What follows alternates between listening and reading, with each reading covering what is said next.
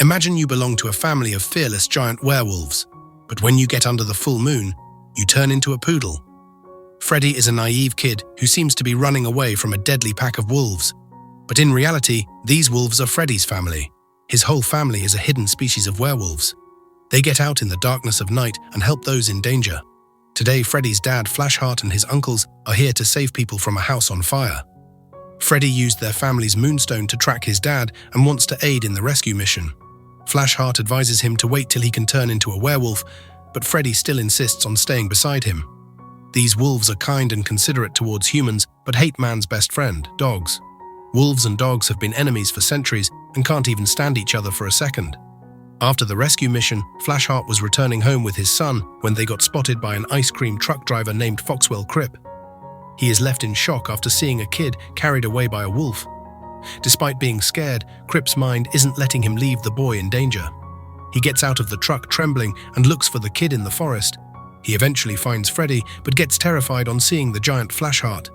Crip starts to walk backward and slips off a cliff. Flashheart tries to help him, but in this attempt, he falls off the cliff by himself. Freddy's uncle Hotspur takes away the kid immediately from the scene, but in a hurry they accidentally leave the moonstone behind. The wolves tried to find Flashheart but failed, so they declared him dead and arranged his funeral. Freddy still cannot accept the reality. His mother left him when he was just a baby, and now his father is gone too. However, he must stay brave as he will soon become the pack's leader, who is called High Howler.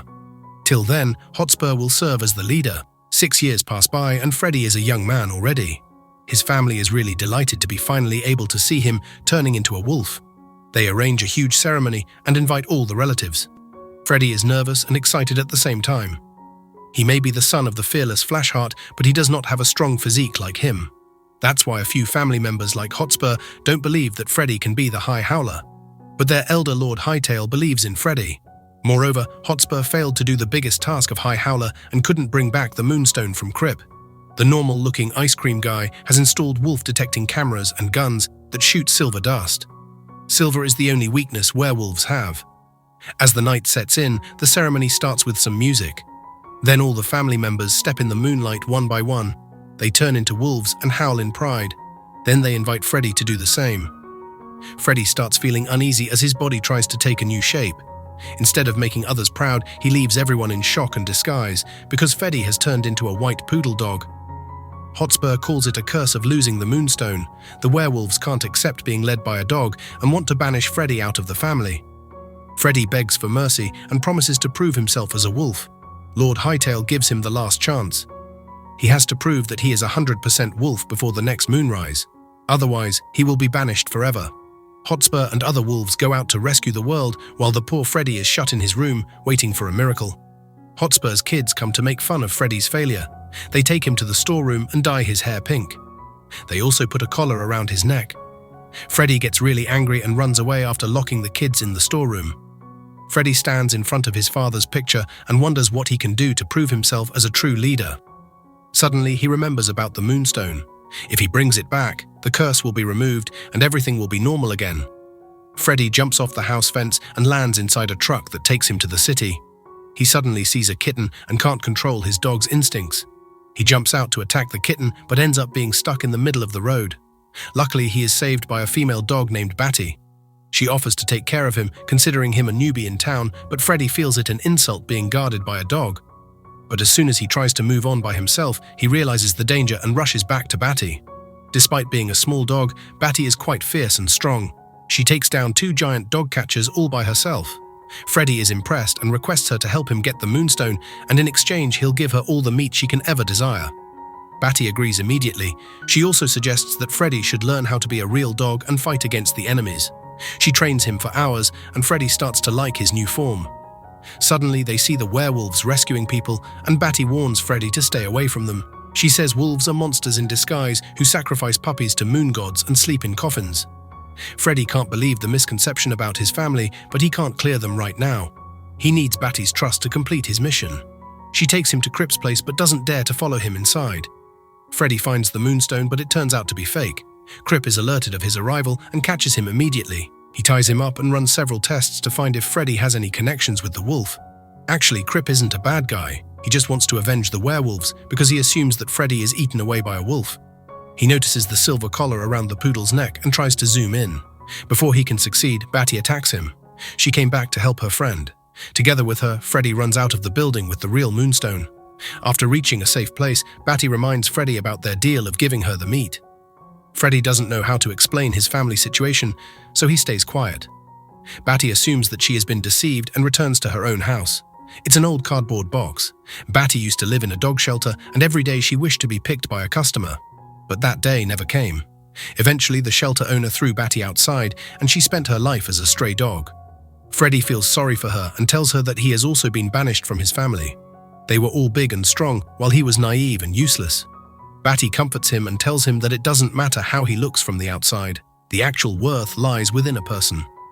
While the dogs were sharing their stories, 2 dog catchers caught them and took them to the creepy Colfax dog pound. It's run by a rude and insensitive lady who calls herself Commander. She orders to send Freddy and Batty through the salon that cleans them brutally. Afterwards, they are locked in with other dogs. Luckily, they turn out to be Batty's old friends, Twitchy, Bruno, and Hamish. They don't like being here either, but they have tried every way to escape but failed. However, Freddy believes in Batty and gives her some time to figure out a way. They must hurry because the commander has prepared a dangerous machine for them. It is designed to transform dogs into hair wigs. She sends the blueprints to her business partner, who is no other than Hotspur. He has been working on this project to get rid of all the dogs permanently. While scrolling through the dog's pictures, Hotspur finds that Freddy is caught by the Colfax too. He rushes to the company and requests to meet Freddy. The poor boy gets really excited and shows his uncle that he brought back the moonstone. Hotspur takes the stone, but he still believes Freddy is an insult to the werewolves, so he leaves him behind. Poor Freddy realizes that his family doesn't want him anymore and returns to his cage. Batty asks for an explanation, and Freddy finally confesses that he's a werewolf who surprisingly became a poodle. Batty doesn't like the fact that Freddy kept his identity hidden and calls him a liar. She believes his family left him because of his selfish behavior.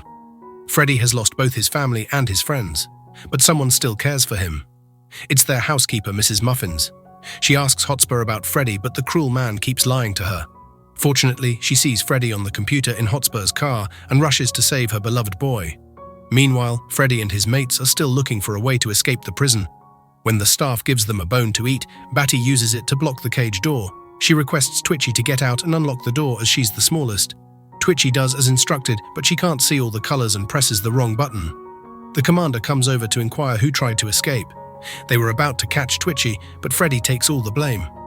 Moreover, he pees all over the lady's expensive clothes, so Commander orders to throw him inside the beast dungeon. Freddy is trembling with fear as he waits for the beast to eat him. Little does he know the beast is no other than Flashheart. Freddy excitedly greets him and calls him Dad. Flashheart is doubtful at first, but then recognizes his son. Flashheart was caught by the Colfax dog catchers and was brought here. Hotspur had found him, but he didn't help. Instead, he put a silver bracelet on Flashheart so he couldn't turn into a human again, and Hotspur can be the High Howler. No one could imagine that a family member could deceive them so ugly. Meanwhile, Batty and the other dogs realize that Freddy never intended to harm them, so they should also help him. They break through the air vent and reach the dungeon. The innocent dogs assume that Flashheart is attacking Freddy, so they start fighting with the beast. Freddy gets between them and explains the whole truth. If they want to save themselves, they must work together. Hotspur has the control button to the dog-crushing machine, so first of all they must stop him. Flashheart agrees and leads the dogs through the air tunnel. It's blocked by a huge exhaust fan, and on the other side is the filthy commander. Luckily, Mrs. Muffins reaches there and handles the commander. Flashheart and the dogs escape the building, while Twitchy is left behind. She may be little, but her attacks are stronger than a beast. As soon as Freddy gets under the sunlight, he turns back into a human, but a naked one. He grabs some random clothes and rushes towards his home. Lord Hightail officially announces Hotspur as the High Howler because Freddy failed to prove himself as 100% wolf. Hotspur celebrates his achievement and shows everyone the dog-crushing machine. He will erase their so-called enemies from the globe forever. Before he can press the button, Freddy stops him. He also brought his dad, who exposes the real face of Hotspur in front of everyone. Before Lord Hightail can take any action, they get attacked by Crip, who shoots the wolves with silver dust. Freddy requests the dogs to protect his dad while he stops Hotspur. The evil wolf gets back the machine control and turns it on. But Mrs. Muffins has already opened all the cages and the dogs run away.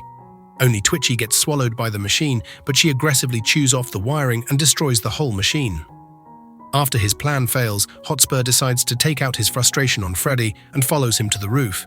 The rest of the wolves, standing in the front yard, cheer for Freddy and encourage him to get under the moonlight. Hotspur thinks that the moonstone is rescued, so Freddy will become a wolf too. But the boy turns into a poodle again. However, he's not ashamed of his appearance anymore and calls himself a werepoodle. Saying this, he howls with all his might and makes Hotspur fall off the roof. A few days later, the Coldfax is sealed and its owner is under police custody. The misunderstandings between the dogs and wolves have been resolved and they interact peacefully. Freddy fulfills his promise and offers Batty a lot of meat to eat and a new house to live in. It doesn't matter how small or naive you look. The true strength lies within you, and once you get fully determined to do something, no one can stop you.